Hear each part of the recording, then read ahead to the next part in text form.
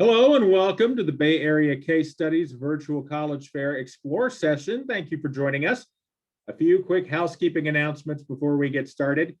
You can use the Q&A button on your screen to type your questions to our presenters at any time. Your cameras and microphones are off, so the panelists cannot see or hear you. This is just one of many different sessions happening. Be sure to sign up for more if you haven't done so already at the same place you signed up for this one.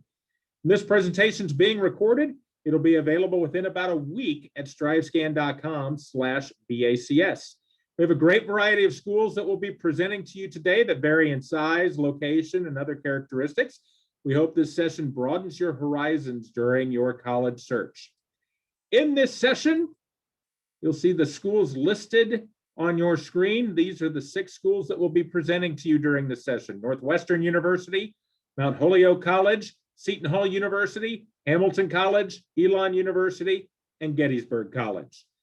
So now that I've gotten the housekeeping stuff out of the way, let me step out of the way now and turn it over to our first presentation from Northwestern University.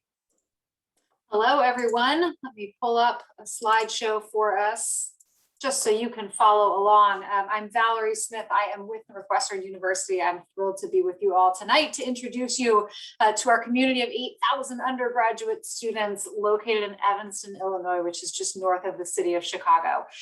Northwestern students are the very best part about who we are as a university. They come to us from all over the world, all 50 states, and they bring with them to Evanston every conceivable background, identity, preference, belief system that you can name.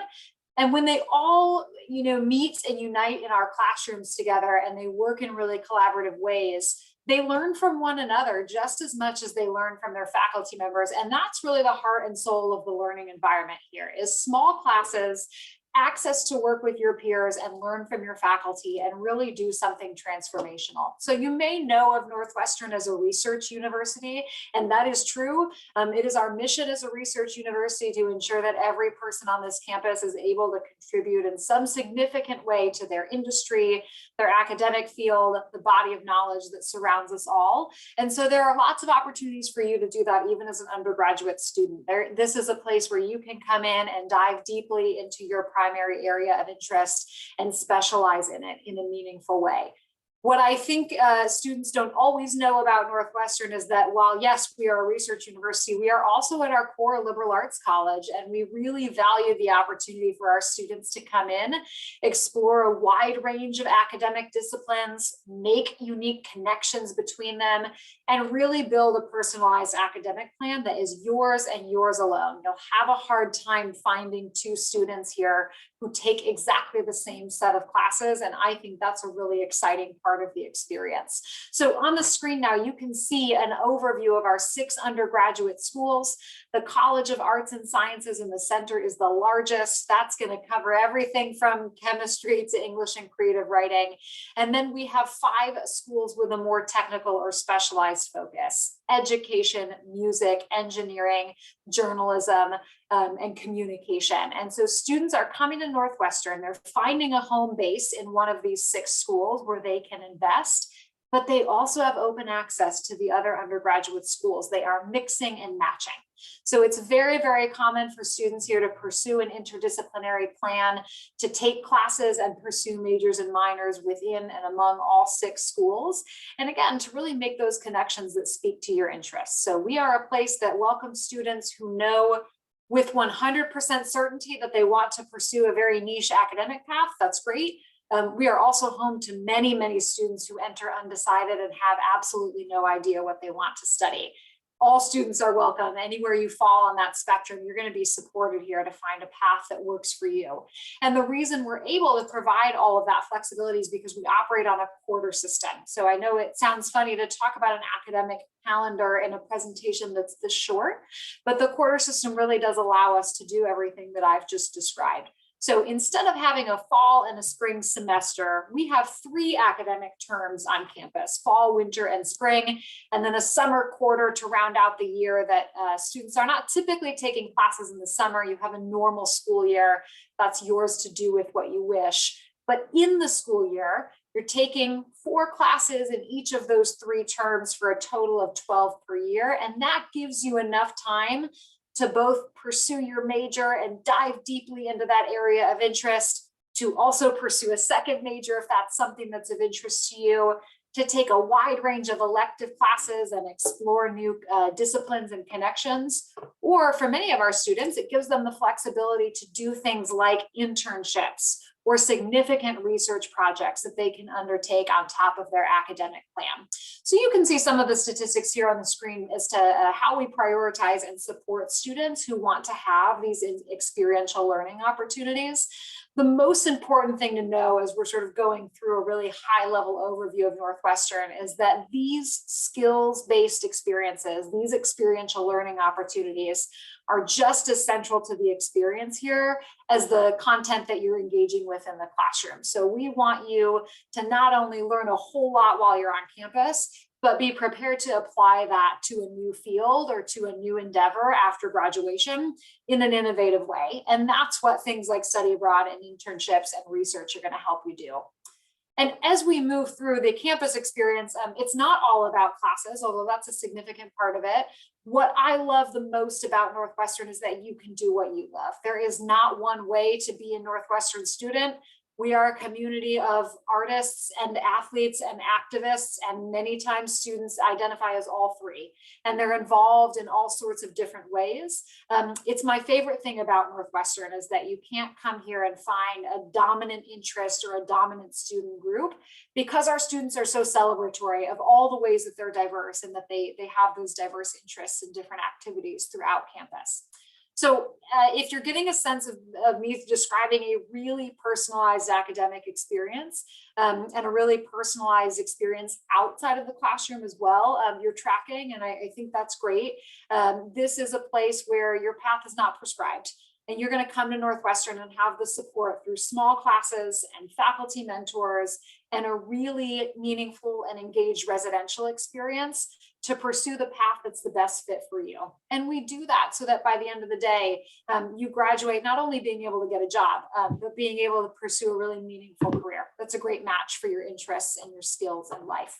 So if you'd like to learn more, we'd love to connect with you. These are the best ways to do that. Our YouTube channel especially has a lot of great in-depth information, and I'm always happy to connect. So with that, I will pass it along to my colleague at Mount Holyoke. Real quick, I will remind everyone that they can ask questions using the Q&A button of any of our representatives. If it's for a specific school, just name the school in your question. Now we will hear from Mount Holyoke College. Thanks, Russ. Hi, everyone. My name is Nicole Reynolds. I'm Director of Enrollment Marketing and Communications and Senior Associate Director of Admission at Mount Holyoke. And I'm really excited to have the opportunity tonight to introduce you to my alma mater. So Mount Holyoke is a private residential liberal arts college for women located on 700 stunning campus acres in Western Massachusetts. For those of you who are less familiar with Western Massachusetts, we are an area that is very rich in culture, in the arts, in social justice activism, and in varied outdoor activity. Our campus is home to a student body of 2,200, and 98% of them live on campus all 4 years. We're located more particularly about 90 minutes west of Boston and 3 hours from New York City. We're really proudly the first of the powerful 7 sister colleges, so founded in 1837 at a time when there were no other college options for women. Our founder acted on the conviction that women could and should do more than what society deemed our highest calling at the time, which was to be wives and mothers, and we're glad she did. Today, we're quite a ways from 1837, and we're a gender diverse and affirming institution. That means that we accept applications from female students, but also non-binary and trans students. Our mission, however, has stayed steady over that time. We exist to empower the next generation of female leaders. That's really our mission at Mount Holyoke. So some of you are maybe at the early stages of considering a women's college, or just finding out as I speak that women's colleges are a thing. That's okay, and it's not a surprise. Fewer than 2% of students in the US choose to attend a women's college. By virtue of that statistic, it's a pretty bold and unconventional choice for higher education. But as alums, I want to stress that that 2% is a community of firsts and of leaders and of innovators. And that's because at our institution, it's not about equal opportunity. It is about every opportunity to develop your leadership skills, to define your intellectual trajectory, and to really craft a social life that's grounded in your choice, not social norms. So we attract students who seek a front row learning experience, and then we offer them an environment where they won't run up against preconceived notions about what they can or should do by virtue of their gender or any other facet of their identity, quite frankly. We give them the space and the resources to develop their voice by speaking up and speaking out. So Emily Dickinson, you've probably heard of her. She benefited from Mount Holyoke's culture of empowerment. So too did Frances Perkins, who was the very first woman to ever serve in a presidential cabinet. So too did Jean Sammet, who was the woman who wrote the first widely used computer programming code in the United States. In fact, graduates of women's colleges like Mount Holyoke claim entrepreneurial and leadership roles across professions and at a statistically much higher rate than our female counterparts who graduate from co-ed institutions. But you won't only be surrounded by women at Mount Holyoke. In addition to the gender diversity that we have on campus, we belong to something bigger. It's known as the 5 College Consortium. And it's a partnership between 4 nearby schools: Amherst College, Hampshire, Smith Colleges, and the University of Massachusetts Amherst. We're all located within a 6-mile radius of one another. Our campuses and towns are connected by the largest free bus system in the Northeast. It's hop on, hop off for students. And it really means that you have an expanded academic, co-curricular, and social network of opportunities across all 5 colleges. So students cross-register at classes across all 5 campuses at no additional cost. There are 38,000 students across that consortium, and we socialize across campuses in the context of parties and lectures and events. And we join clubs and organizations across campuses. So theater and music productions, for example, have open auditions across all of our campuses. So each of those 5 colleges has a distinct personality. Mount Holyoke is no exception. If there's a shared set of characteristics that Mount Holyoke students possess, it's that they're deeply intellectually curious. Our students are the kind of students who are always asking why. They always want to know more and dig a little bit deeper into a topic. They're strong in their convictions, and those convictions are very often pitched towards social justice issues. And they're ambitious and independent thinkers who value community and uplift. Because of this really cool constellation of qualities that our students possess, we trust them to carve their own paths at Mount Holyoke, and we support that journey through things like interdisciplinary courses, close faculty mentorship, really rich experiential learning opportunities that allow students to put theory into practice in both professional and research settings over and over again, not just once before they leave our gates. We have students conducting research and internships all over the world. Mount Holyoke students choose from 48 majors. The 10 most popular ones are on the right of your screen. About 1/3 of our students major in STEM fields, 1/3 in social sciences, 1/3 in the humanities. And the strength of our academics is really tied to the strength of faculty and classroom dynamics at Mount Holyoke. We're really proud of both. So our professors are dynamic teachers who foster collaboration, not competition, in our academically rigorous classroom spaces. They're also global scholars with active research agendas, and mentorship is their priority. This year, the Princeton Review recognized all of those qualities in our faculty by naming them the #1 faculty in the country with Professors Get High Marks rating. Some quick application deadlines for Mount Holyoke. We offer an early decision 1, 2, and a regular decision window. And I'm your person. I work with students from California. So if you have any questions, if what I've said has piqued your interest, you should feel free to reach out to me at any time, and I'd be happy to continue. Thank you very much. Questions can be sent to our representatives using the Q&A button at any time. And also check out the chat. You may get information there sent to you from the representatives, like links and contact info and that sort of stuff. Up next, we will hear from Seton University. Hello, everyone. My name is Lisa Hansen. I'm the Assistant Director of Admissions for the West Coast region for Seton University, and I'm actually based here in the San Francisco Bay Area as well. So if you're not familiar with Seton Hall, we are essentially a suburb of New York City. We're only 14 miles away and just a 30-minute commute to Manhattan from our campus. We are considered a mid-sized university with just over 6,000 undergraduate students. And for our size, we're quite diverse, 45% diversity rate. All 50 states are represented. And in addition to being close to New York City, we're also only an hour from Philadelphia, lots of fun outdoor activities at the mountains and beaches, and just a 20-minute drive from the Newark airport, so easy access. What is it like to be a Seton Hall pirate? So we offer the advantages of a large Research One university, but we also offer a very nice personalized environment where you'll get to know your faculty, not just as teachers, but as mentors as well.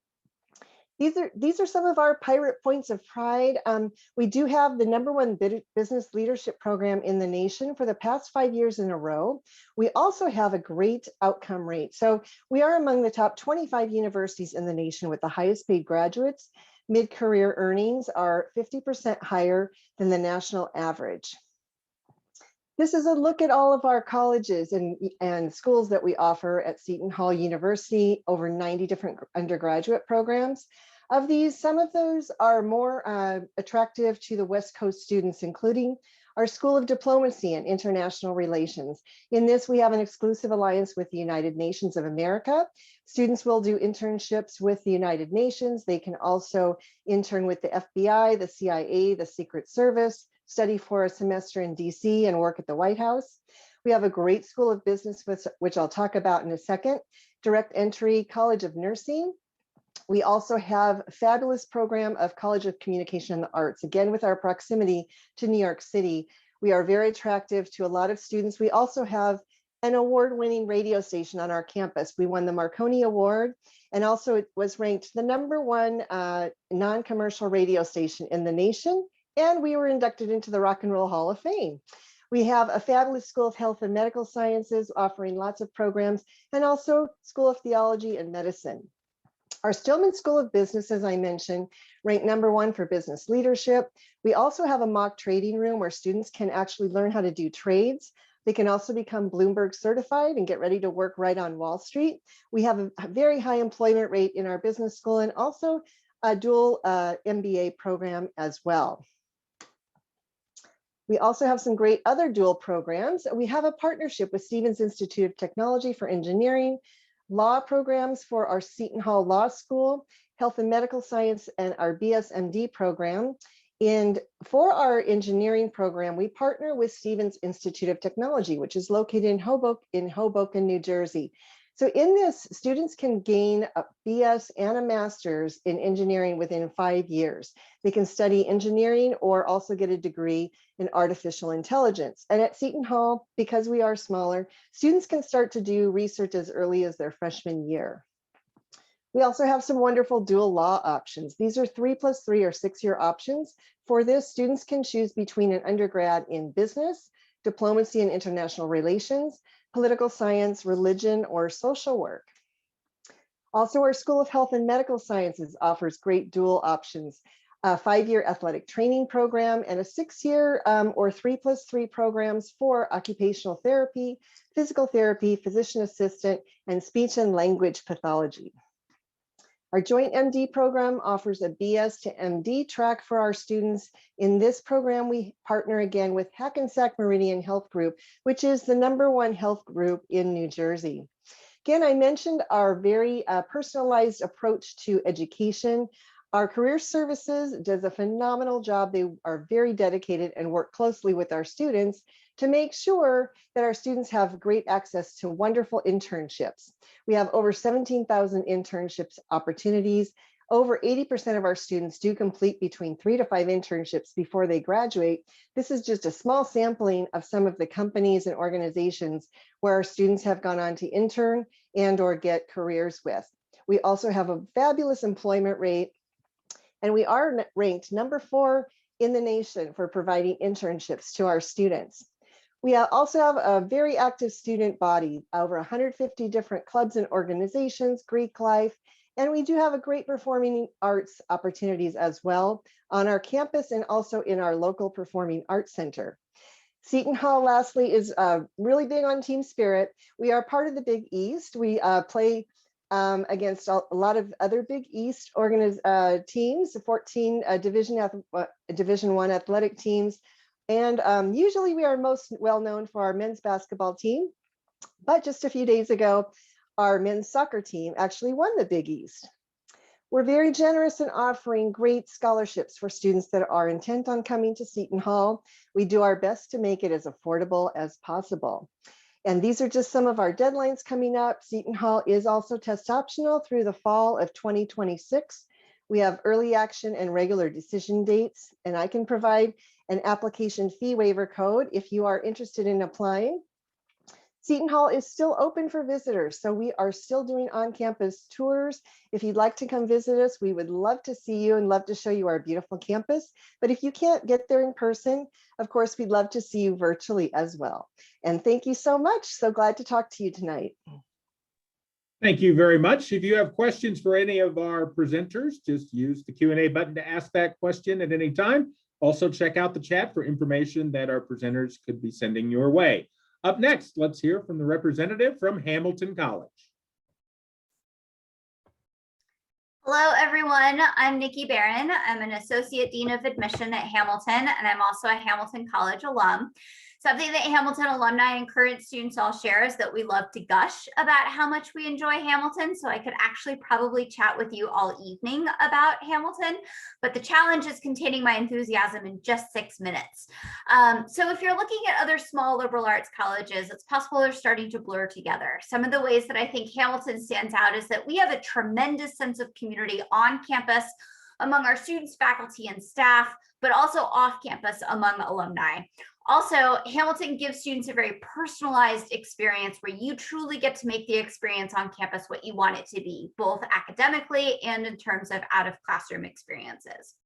So just to give you the facts about Hamilton, Hamilton was founded in 1793 and chartered in 1812, making us the third oldest college in New York State. We have about 1,850 students on campus, and we are located in central New York State, about 4 hours from Boston, New York City, and Toronto. Diversity in all of its forms is really celebrated at Hamilton, and students come to Hamilton from all over. We really celebrate diversity in all of its forms. Students contribute their different experiences, their different perspectives, and their different stories to the community that we have on campus. Part of the reason why we have such a strong community is that we are entirely residential. 100% of our students live on campus for all 4 years. For every Hamilton student, we make a promise to every Hamilton student that's made up of 3 components. The first promise is that we promise that every Hamilton student will get to study what you love. The second promise is that you will get to be who you are. And the third promise is that you will find your future. So to delve a little bit more deeply into each of those 3 promises, the first one being study what you love. You can easily do this because of our curriculum. Most colleges and universities have a core curriculum or a set of distribution requirements. At Hamilton, we have an open curriculum. This means that you're working really closely with a faculty advisor to design your own liberal arts college experience. You're having conversations regularly about subject areas that interest you, and maybe subject areas that don't interest you as much. But your advisor pushes you to take classes outside of your comfort zone and ensures that you graduate with a really well-rounded liberal arts college experience. But you get to choose your classes, which means that it creates a very dynamic classroom environment because every student that you're surrounded with in each classroom here is someone who has chosen to take the class rather than taking the class just to fulfill a requirement. At Hamilton, we have a very strong emphasis on communication. Just about every class you take, there will be an oral and a written component to it, because whatever it is that you choose to do after you graduate, you will need to know how to communicate effectively. Students and professors get to know each other really well. You work closely with your professors in the classroom, but you also work closely with your professors outside the classroom, in office hours, at different campus activities and different events. It's also really common for professors to invite their classes over to their houses for dinner. So you're definitely getting a personalized academic experience. We also offer lots of great collaboration opportunities for students to work closely with professors in research. You can do research at any point during your 4 years and in any academic discipline. We also support any student who would like to study abroad. We have some of our own study abroad programs located in international destinations and domestic destinations, but you can also choose a non-Hamilton study abroad program, and any student is welcome to study abroad during their time as a Hamilton student. The second piece of the promise is be who you are. You can easily do this through all the different extracurricular activities that we offer. We have a great athletics program at Hamilton. We're part of the NESCAC, the New England Small College Athletic Conference. So our varsity sports teams are competing at the Division III level. About 2/3 of students are competing in athletics at some level, whether that's the varsity, intramural, or club level. We also have a great arts program, and students can easily get involved in the arts at Hamilton, regardless of their major. So you don't have to major in the arts if you'd like to be involved in them as extracurricular activities. We also have about 200 student-run clubs and organizations, and students tend to get involved in lots of different extracurricular areas rather than focusing exclusively in just one extracurricular activity. So it creates a really dynamic and involved and active student body. The last piece of the Hamilton Promise is Find Your Future. We have a great career center at Hamilton that will walk you through every stage of your career development process. You will start working with the Career Center in your first year at Hamilton. You'll work with the same career advisor for all 4 years that you're a student, and you will also get to continue to work with the same career advisor even after you've graduated from Hamilton as an alum. About 97% of Hamilton students have at least one internship during their 4 years, and about 83% of our students have 2 or more internships during their 4 years. Students are getting great professional experiences in preparation for what's to come after Hamilton, and students have great success with their post-graduation employment opportunities. I mentioned how strong the alumni network is, and that also comes into play with our Career Center. A lot of these summer internship opportunities and the post-graduation employment experiences that students find are as a result of the alumni network of Hamilton alums who really want to work with current students and really want to offer these opportunities that they have available in their offices specifically to Hamilton students. As I mentioned, we have a tremendous sense of community on campus, but also off campus among alumni. This is the kind of place where relationships matter. People really care about each other. And you'll see that if you walk around on campus. Walking around Hamilton's campus, you'll see that everyone here looks up because people want to connect, they want to engage, and they want to make eye contact. Hamilton is a great place, and thank you very much for your interest this evening. Thank you very much. And again, I'll reiterate, you can ask questions of our presenters using the Q&A button and check out the chat for information being sent your way. Up next, we will hear from the representative from Elon University. Thank you, Russ. Hi, everyone. My name is Mandy Corcoran. I'm the Regional Assistant Director for Admissions here at Elon University, and I am based in the San Francisco Bay Area. So I am in Sunnyvale, California. So I am your admissions rep. So with that, let's talk about Elon University. So Elon is located in Elon, North Carolina, right in the heart of North Carolina. We are a suburb of the city of Burlington. Burlington is where we're going to get your bigger box stores, Target Run, those types of things. We have a 5-minute free shuttle that takes you to and from Elon to Burlington. But with Elon being separate, we are a true college town. We are within 45 minutes of 2 major airports, so it's easy to get over here, over there from the West Coast, from here on the West Coast. One is in Greensboro, which is about 20 minutes away, and Raleigh, which is about 45 minutes away. Both of those cities are also great places to have an internship while you're a full-time student at Elon. We are a liberal arts university and have a strong foundation in the liberal arts as well as global citizenship. We have strong programs in all 4 of our different schools. So we have our liberal arts in the College of Arts and Sciences, which also houses our STEM, our health sciences, our engineering, and our brand new nursing school, our nursing program. We have a top 50 business school, strong programs in finance, accounting, and entrepreneurship. Our School of Communications is known for its strengths in journalism, cinema and television arts, and sport management, as well as our School of Education that focuses on getting students hands-on experience and teaching from their very first year. About 80% of our students come in undecided. And so what students really love about our curriculum at Elon is that we really believe in a co-curricular education. So students have access to all of our different curriculum. There are no separate applications to get into our different programs. So if you come in undecided and then decide to major in business, you just change your major to that. If you come in majoring in business and decide to change to communications, you just change your major. It's that easy. You can also take classes, do double majors and minors across those curriculum in our 60+ majors. So now that you know a little bit about the academics at Elon, let's talk about our community. Community is something you're going to hear all the time, repeated every single time you talk to someone, either on our campus or off of our campus. Community is something that we really believe in.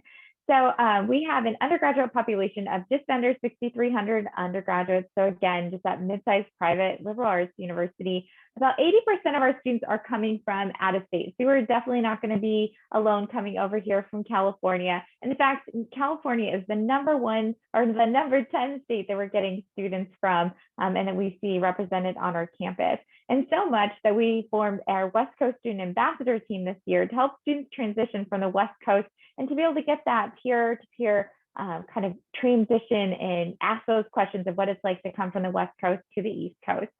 We are a residential campus with about and we require students to live on campus for the first 2 years, but about 70% of our students do live on campus all 4 years. We definitely have room for you. They live in our 8 residential neighborhoods, which make up kind of a different personality for each or theme for each of our different neighborhoods. And 5 out of those 8 are first-year only resident halls or residential neighborhoods. We have over 284 clubs and organizations and 17 Division I sports. You will never find a dull moment at Elon. What really makes us unique is our combination of inside the classroom experience with our outside the classroom experience, equaling those outstanding outcomes. So inside the classroom, we have an average class size of 20, a student to faculty ratio of 12:1, and 100% of our classes are taught by faculty, and all of our classes are capped at 33. So you are never going to have those large lecture courses. They're always going to be taught by faculty, and that ability to really dive into your material and really get to know those classes from your very first intro classes.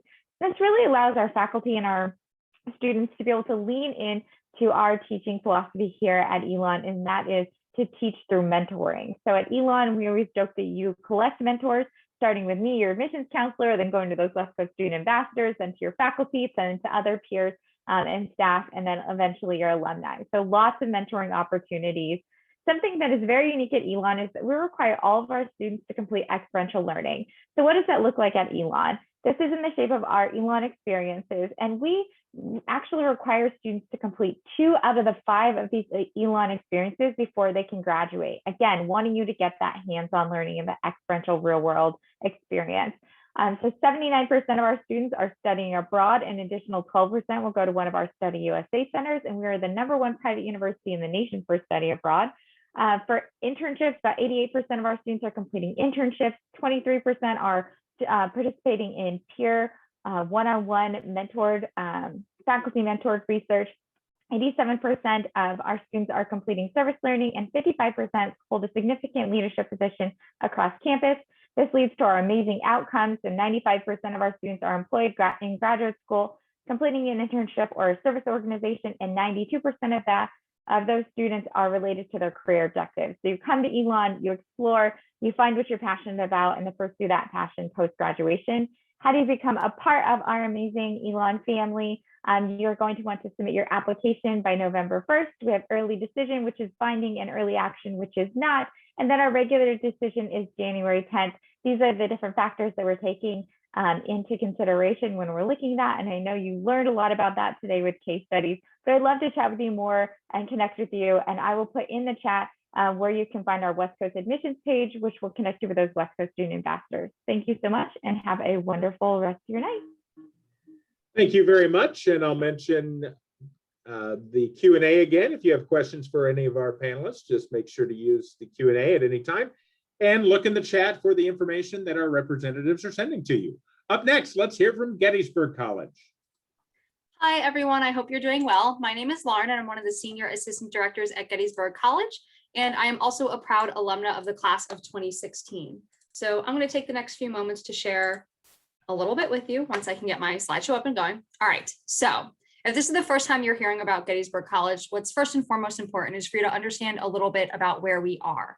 So Gettysburg College is located in South Central Pennsylvania, and we're located in a gorgeous area. Of course, Gettysburg itself is a world famous town for its history, which means that we're a busy small town. So you kind of get the best of both worlds there. The small town atmosphere, very community centric and a great place to move to. Everything is walkable. There's lots of restaurants and shops because we welcome about 3 million visitors to our town each year. So like I said, while it's small, it's never really quite sleepy. And we're also pretty close to a lot of major metropolitan areas on the East Coast, Baltimore and Washington, D.C. being two of our most accessible, especially if you are flying in from the West Coast. That's where your major airports are going to be, and we provide transportation shuttles to and from the airports to help make that safe and easy for you. Washington, D.C. is probably the major metropolitan area we make the most use out of through our connection through our Eisenhower Institute. It's an office on our campus and in Washington, D.C., and I would characterize it as one of our distinctive programs. This is an opportunity to get involved in the heart of public policy. And so students are able to engage in seminar programs that relate to an introduction to DC politics called Washington Connections. There's programs on conflict in the Middle East. Strategy and leadership is led by Susan Eisenhower still. And there are some senior level fellowships. And all of these programs are focused on getting you into the action, getting you networking with professionals, and giving you practical skills like researching and writing briefs and presenting them to embassy professionals to help prepare you for careers in public policy, politics, law, all of those things. So a great way that we make use of DC. We're also not too terribly far from New York. So our campus activities board does always plan a trip to New York for the semester. A great way to go see a Broadway show. We're about a 4-hour drive. So it is definitely possible to make use of some of the major metropolitan areas on the East Coast. We are a completely residential institution, so all 2,600 of our undergraduate students do live on campus. Seniors can apply for the privilege to live off campus, but they don't get too far. Off-campus housing is usually right across the street. With that residential campus in mind, we have a lot going on. Students are not headed home on the weekends, even if they are from the Mid-Atlantic. We are a busy place with our D3 athletics. We have 24 varsity sports. Our women's lacrosse team are 3-time national champs. So we do have a strong athletic program in the Centennial Conference. And we also have a conservatory of music on our campus as well. So just as students are stellar athletes, we also have stellar musicians that are contributing to the arts on our campus. Our 2,600 undergraduate students represent 40 states and 40 countries. So we do have students from all around the country and all around the world bringing their talents to us as well. Academically speaking, Gettysburg College offers 65 majors, minors, and programs. So there's a little bit of everything for students to do. Students do not come to Gettysburg with a declared major. Rather, all students arrive undeclared, and you go through the process of completing your Gettysburg goal-oriented curriculum. So not a set of 100 level courses, but a set of thought or idea-related goals that we would like all students to have a background in. Things like global understanding, conceptualizing diversity, interdisciplinary studies. So students can really cater these goals to their interest and complete them all in unique ways. But through this process of exploration, we hope that students will find academic areas that really speak to their passions. You have the opportunity to major, double major, major with multiple minors. Students have a lot of flexibility academically because of how open our curriculum is. We have a small class size of about 17 on average. Biggest class you'll see at Gettysburg is about 35. Smallest you'll see is in the single digits. So we really do focus on that interaction with faculty members. As I mentioned, our campus is all undergraduate, which means that our faculty are expending all of their time and energy on you, our undergraduate students. All of opportunities for research, opportunities for mentorship are also only open to you. So our students, as early as their first year, are able to get involved in research through our first year seminar program, or apply to different fellowships and opportunities with sponsorship from their faculty and our Office of Student Scholarly Engagement to really prepare for those types of opportunities. In addition to our academics, I did mention the Eisenhower Institute is one of our co-curricular distinctive programs. I'd also like to highlight our Center for Public Service, which self-explanatory is our hub for community service on campus and globally. But what's most important is it is not just community service that our students are engaged in, but it is also advocacy and policy education to move the needle on these social issues. Here in Adams County, Pennsylvania, where we're located, those issues that we're most passionate about are food insecurity and educational access. So our students do a lot of work in our local community. We also have our Garthwaite Leadership Center, which again, the name kind of tells you a little bit about it, but it is our hub for leadership development for our students. So students are able to take an academic approach to the study of leadership development and then also enact that during their time on campus and through extracurricular and networking opportunities through the alumni network, so career type engagements. We are also pretty popular for study abroad. About 60% of our students will study abroad for at least one semester, and we can send you nearly anywhere in the world. We're partnered with over 100 different programs across 6 continents, so the only place we cannot send you right now is Antarctica. So please know that that is also a hallmark of a Gettysburg College education, is having the academic flexibility on campus, but also flexibility to study off campus in a variety of different areas with a variety of different concentrations. And last but not least, I always like to share that Gettysburg College is a common application school, so a very straightforward application process with a test optional policy. So we have been test optional for many years, and we will continue to be test optional. So for right now, please know that we are, again, straightforward with that process. And as you have questions as the application process picks up, do not hesitate to reach out to us, and I will include my information in the chat box for you. Thank you very much. And I would like to invite all of our representatives to come back on camera, turn on their microphones. I get to play talk show host over the last 5 minutes of this session, so we get a little value added information into this, in addition to the great information that we've gotten from each of our reps about their schools. And very quickly, we'll have you answer in the same order that you presented. We'll just do a quick first question here, which is, what one piece of advice would you give someone going through the college search process? And we will start with Northwestern University. Yes, such a good question. My best advice is for students to remember that there might be some outcomes to this process that you're not excited about, and there will also surely be outcomes to this process that you are excited about. You will land somewhere excellent if you're putting in the thought and the effort that we know you are into your college search. And so I would just encourage you to keep an open mind about the range of really outstanding colleges and universities that exist.